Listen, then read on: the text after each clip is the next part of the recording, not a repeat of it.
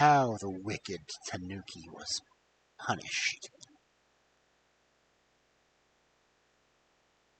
From the Crimson Fairy Book.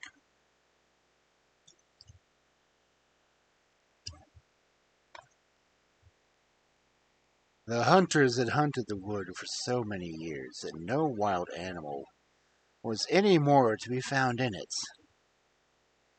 You might walk from one end to the other without ever seeing a hare, or a deer, or a boar, or hearing the cooing of the doves in their nests. If they were not dead, they had flown elsewhere.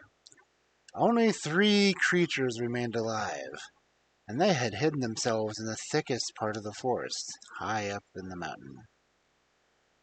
They were a gray-furred, long-tailed Tanuki, his wife the fox, who was one of his own family, and their little son.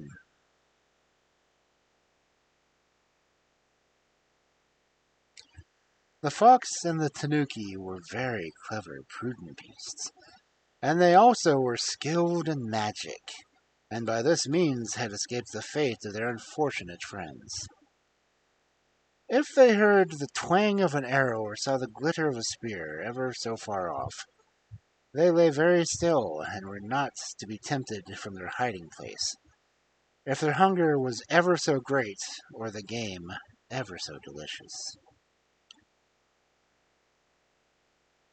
"We are not so foolish as to risk our lives," they said to each other proudly. But at length there came a day when, in spite of their prudence, they seemed likely to die of starvation, for no more food was to be had. Something had to be done, and they knew not what to do. Suddenly a bright thought struck the Tanuki. "I have a plan," he cried joyfully to his wife. "I will pretend to be dead, and you must change yourself into a man, and take me to the village for sale. It will be easy to find a buyer. Tanuki skins are always wanted. Then buy some food with the money and come home again. I will manage to escape somehow, so do not worry about me." The fox laughed with delight and rubbed her paws together with satisfaction. "Well, next time I will go," she said. "You can sell me." And then she changed herself into a man and, picking up the stiff body of the Tanuki, set off towards the village. She found him rather heavy, but it would never have done for him to walk through the wood and risk his being seen by somebody. As the Tanuki had foretold, buyers were many, and the fox handed him over to the person who offered the largest price, and hurried to get some food with the money.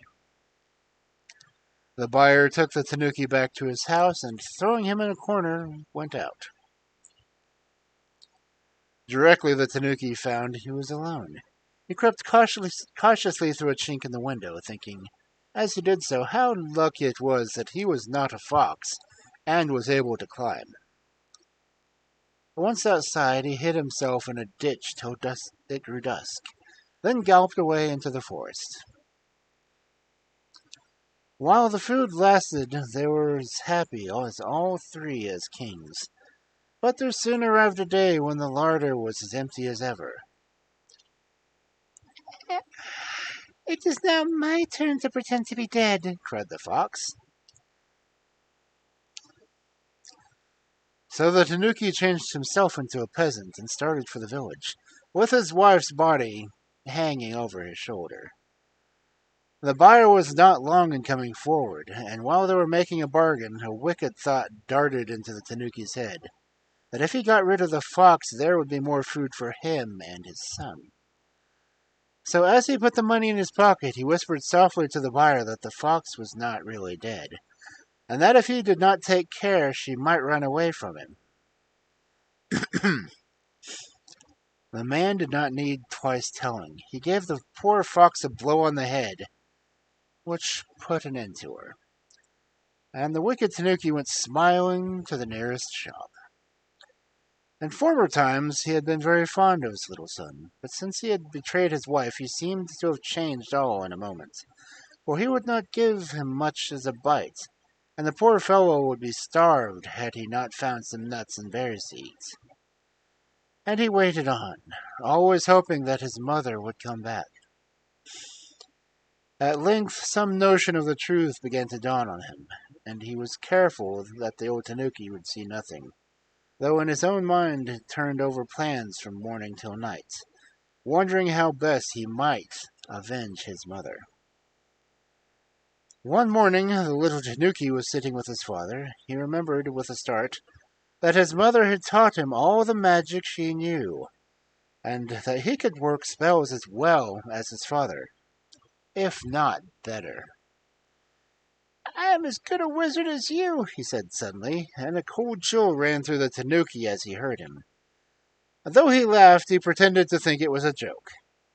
But the little Tanuki stuck to his point, and at last the father proposed they should have a wager.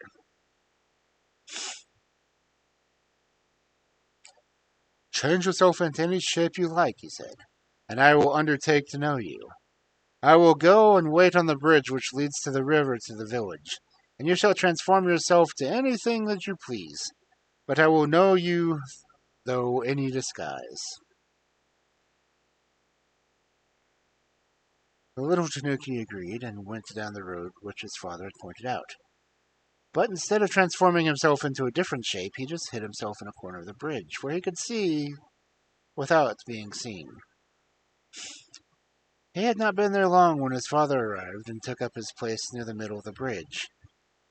And soon after, the king came by, followed by a troop of guards, all in his court. "Aha! He thinks now that he has changed himself into a king I shall not know him," thought the old Tanuki as the king passed in his splendid carriage, borne by his servants. He jumped upon it, crying, "I have won my wager! You cannot deceive me!" But in reality it was he who deceived himself. The soldiers, conceiving that their king was being attacked, seized the Tanuki by his legs and flung him into the river, and the water closed over him.